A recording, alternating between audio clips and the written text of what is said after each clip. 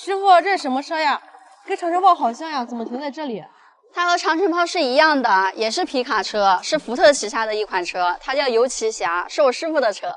这个车看着好帅呀，是要修什么吗？今天给它装一个绞盘机，配件都在后斗里面。绞盘机是什么呀？装上去有什么作用吗？绞盘机就是车子掉在沟里面上不来，可以把绞盘里面的钢丝拉出来，绑在树上或者石头上面进行自救，也可以去帮助别人。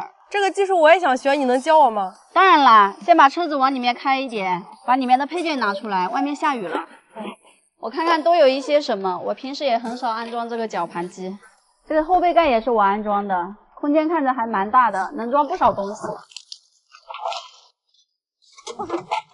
依依，你过来看，这个就是绞盘机，这个是电源线，这个是遥控器。这个遥控器不能用的时候，就可以用它来控制，也是装在这个绞盘机上面的。把这些配件全部安装上之后，我打算把全顺的手刹拉死，然后用这个绞盘机拉一下，看看能不能拉动，到时候看一下它的承受能力有多强。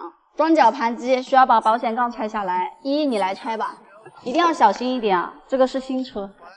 依依，拆下来了吗？马上了，还有一个插头。慢一点啊。放这个纸壳上吧，不要弄花了。下一步安装支架，先把这个钢铁拿掉。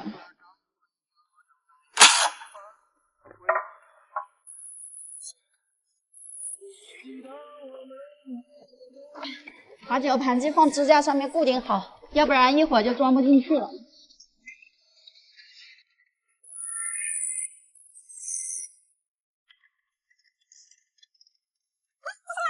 等一下，师傅，这里顶住了，先放下来吧，扶稳。这个盒子有点碍事，给它拆掉，换个位置固定。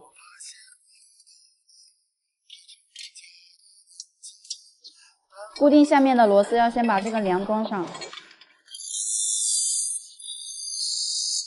绞盘机已经固定好了，现在把这个线跑上，正极线接上。负极线接在电瓶上，绞盘支架都装好了。现在把保险杠对比一下，这一块挡住了，需要把它切掉。这边倒过来，模块拆掉，换个位置装。中网这一块切掉，就可以把保险杠放上去了。全部都已经装好了，现在测试一下，看看能不能正常收缩。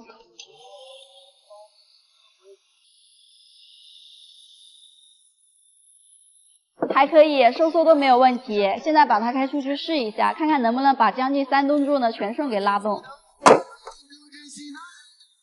把手刹拉上。为了增加一点难度，我把全顺的手刹给它拉死。你上车启动，挂空档，然后把刹车踩死。踩住哦！动了动了。看起来拉着一点都不费力嘛。小兰师傅，你是不是快要结婚了？你怎么知道的？前段时间你不在修理厂，是不是拍婚纱照去了？还是你聪明，到时候我结婚了，你来吃饭。你结婚了，肯定就没有时间外出修车了吧？这个要等结完婚才知道。你是不是有什么事直接跟我说吧？我想给你借一下车，晚上兼职跑下货拉拉。可以啊，你要借哪一辆？下面那个全顺吧，车厢比较大，也可以多赚一点。可以的，想多赚钱是好事。明天我和你一起去货拉拉公司办理一下手续。Later。依依，我昨天看了一下这个车的行驶证，年检快过期了。今天我们就先给这个车过一下年检吧。年检过了以后，你跑货拉拉我也放心一点。我还没有给汽车做过年检呢，我不会呀。那我今天就教你一下，年检都需要检查一些什么，粉丝们也可以看一下，我带你们了解一下全部的过程。年检主要检查灯光、刹车、外观、座椅，还有排放。在去检测站之前，我们首先要自己先检查一遍，特别是这个排放，第一次过不了，系统就会锁定你的车牌，第二次找黄牛也是没有用了。第一步，先检查灯光，要保证全车的灯光都可以正常使用。转向灯、右转向、刹车灯、倒车灯，可以，灯光都是好的。第二步，检查刹车，刹车好不好，踩个急刹就可以了。如果能磨出这样的痕迹，那么年检一定能过。第3步，座椅一定不能少，特别是面包车，有很多人都喜欢把里面的座椅拆掉拿来拉货，年检的时候一定要给它装回去。像我这个车的座椅全部都已经拆掉了，现在要给它装上才能进行年检。师傅，年检就这些步骤吗？当然不是啦，还有很多，还有一个是需要特别注意的。先把座椅装上吧，我等会儿再和你说。让一下啊，小颗星。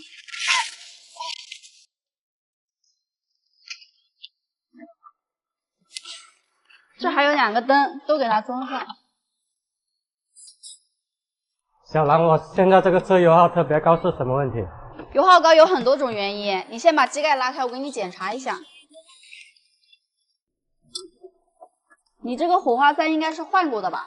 前几天刚换的，风油嘴也清洗了，但是油耗还是特别高。3元催化有没有检查过呀？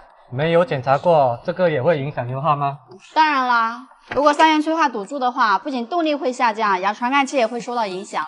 氧传感器是可以控制喷油量的，所以油耗才会高。3元催化堵得严重的话，水温也会高。那现在怎么办？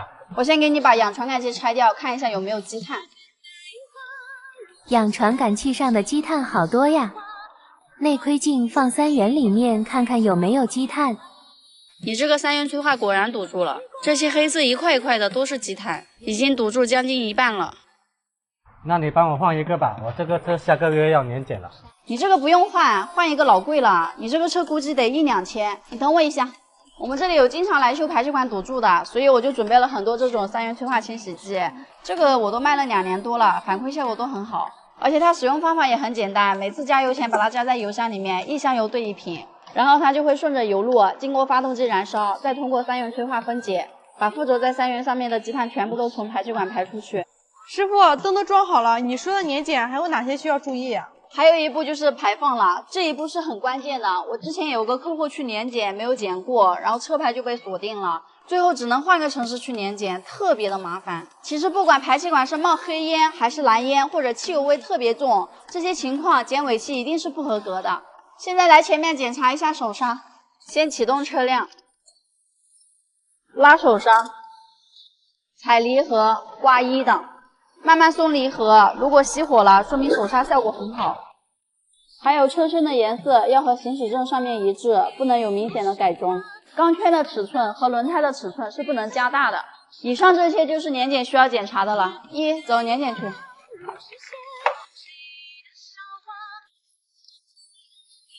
工作人员在帮我预约年检。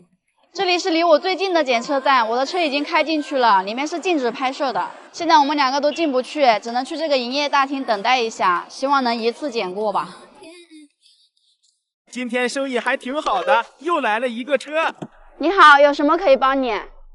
赶紧帮我看看，换挡的时候有点顿挫。自动挡，师傅，变速箱油有没有换过？哦，好几年没有换了，是不是换个油就会好了？这个也不一定，要不先给你换了试试看？行，那你给我换一下吧。好。还有半个多月就过年了，这几天来找我修车的人还挺多的。这个是自动挡的车，给它把齿轮油放出来，等会儿再加入新的油。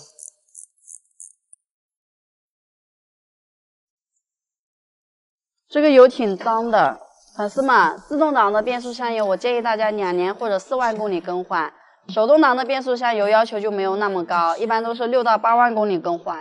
但是也有很多人开10万公里、20万公里才换，已经流干净了，差不多有4升到5升。油放干净就把螺丝扭上。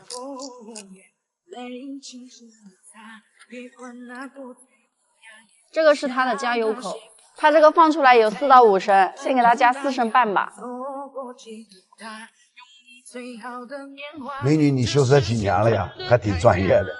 3年了，技术也还行吧。你这过年什么时候回去啊？明年还过来开修理厂吗？这个月月底我就打算回老家啦，明年不打算开修理厂了。你呢？什么时候回去啊？我明天就回去了。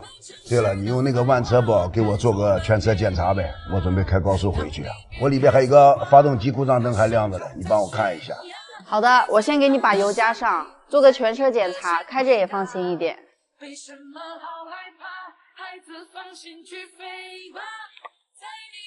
把加油的螺丝拧上。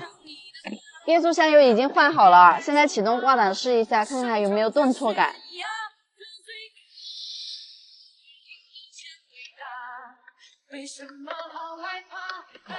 挂档是不顿挫了，把车放下来开出去试一圈。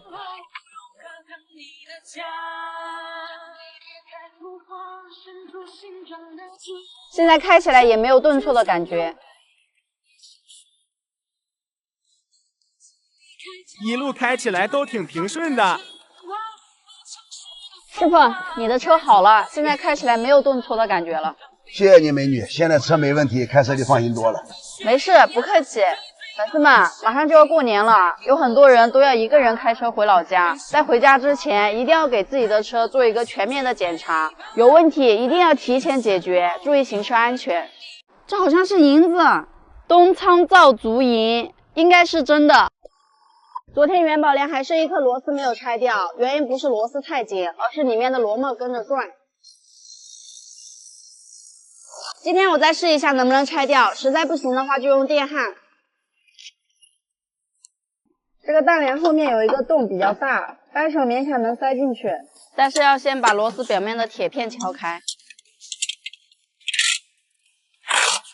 螺丝的位置太低，梅花扳手和开口扳手都卡不住。换个套筒试一下吧。套筒放进去刚刚好。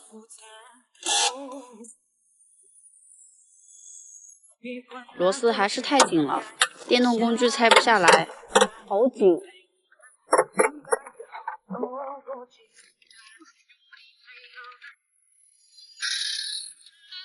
已经松掉了，这颗螺丝还挺长的。终于拆下来了。现在把它放下来和新的对比一下，看看有没有变形。这个螺丝眼看起来都还好，应该没变形，试试看能不能装上去。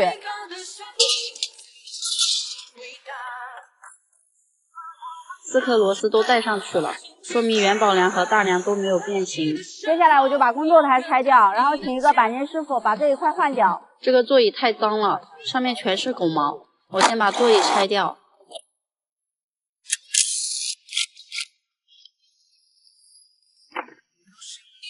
现在我要开始拆工作台了。工作台整体已经变形了，但不用全部更换。这气囊上面有血，也不知道车里面的人之前有没有事。其实买事故车不仅仅要担心质量问题，而且夜深人静的时候，心里面多多少少会有一些恐惧感，特别是像我这种胆子比较小的人。这个油丝要先给它放好。这里还有一个储物盒，看看都有一些什么。这里还有一袋子钱。这个车的工作台很特别，都是一块一块分开的，所以哪块坏了就可以单独换。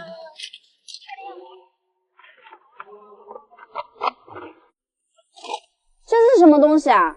这好像是银子，真的假的？东仓造足银，应该是真的，我就先收起来吧。今天收获还不错。其实我特别喜欢拆事故车的工作台，就像淘宝藏一样，每次都能发现惊喜和意外。我记得收获最多的一次就是发现了很多硬币。工作台已经拆掉了，开始拆骨架和蒸发箱，然后把蒸发箱拆掉，骨架拆掉，剩下的就交给钣金师傅了。